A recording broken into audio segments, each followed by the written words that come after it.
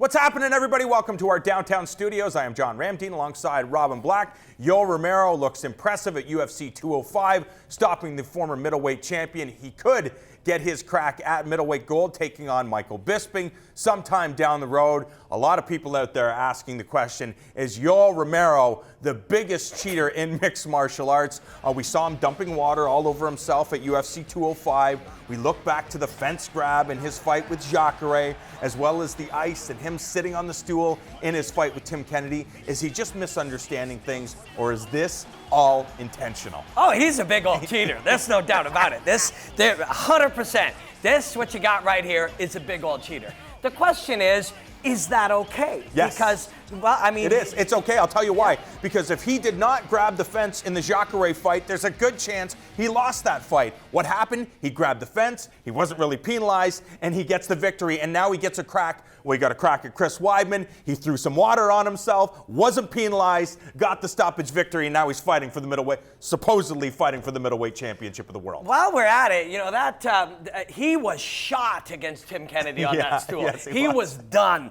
Kennedy was coming on, and then he poured ice all over himself and wouldn't get off the stool and hung out there for a good extra 75 seconds, which gave him enough energy to finish that fight too. So he cheated and won that one too. So your point is, win at all costs. It doesn't matter if you cheat. Cheating's cool, kids. Cheat if it makes you win. Definitely our society, you should cheat if you win.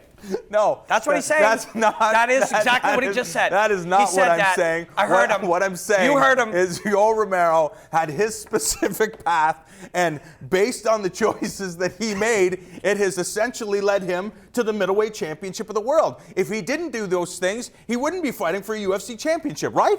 Yeah, and that's fine, kids, because if you get what you want, it's okay to cheat. Definitely, John Ramdeen. If you get what you want, it's okay to cheat. Yeah, John Ramdeen. I guess that is what I'm saying. Yeah. This is a game where it's all about self-serving, and Yoel Romero has acted in such a way where every decision he made was self-serving. He didn't get stopped in the Tim Kennedy fight. As you pointed out, it's like, okay, I could go out exhausted and get myself knocked out, or I could take a break, cheat and knock my opponent out. Like Rory McDonald told us, we're not playing tiddlywinks in here. And like Tito, the great Tito Ortiz once stated, if you ain't cheating, you ain't trying. Also, I'm being a little facetious. I'm also, this guy's telling you to cheat, kids, so. But at the same time, we know we can get one fence grab, and he's put your hand on the fence, put your hand on the fence.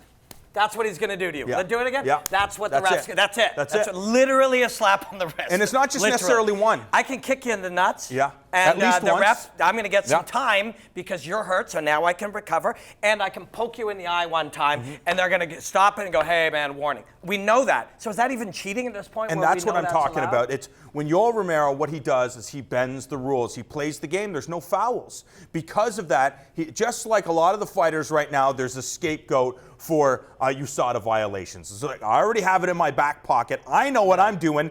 If I fail, I just blame it on the kangaroo meat or the tainted supplement or whatever, and everybody's going to believe him because, as you pointed out, nobody really cares that you failed the test. Just like nobody cares if there's a nut shot or you happen to grab the fence. People might say, oh, that guy cheated, but it really doesn't affect things. And people will buy whatever narrative they want to buy. They're like, oh, he's not a cheater. And he was like, oh, that's poured it. water all over him. What, me? Then it was like, he was completely homophobic. He said, no, I said, no, forget Jesus. No, forget. We all bought it.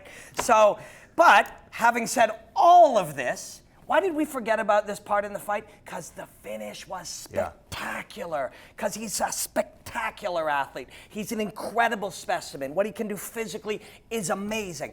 And often, we as fans, and people who are really, really blown away by this type of talent and performance, we'll often let a lot of things go. We really will. So really, in the end, I don't know if we've gotten anywhere with this conversation, but maybe we should question our own thoughts. Yeah, and I think one of the things that comes down to, and you pointed it out, it's what have you done for me lately? A lot of these athletes can go out and say the things that they've said and get people ticked off, but at the end, people remember, oh my God, that Conor McGregor laid out Eddie Alvarez. That Yoel Romero jumped through the air and, cut open Chris Weidman. So the fans, they just remember the last big moment, and you can erase all the negative by having positive moments. And then also the big flying through the air, and then making fun of Mike Bisping, and we're all like, hey man, I can't wait to see this guy fight again. And are we wrong? I don't know. He's absolutely right. Michael Bisping, Yoel Romero. I think most people, if you're a fan of mixed martial arts, you're dying to see that fight.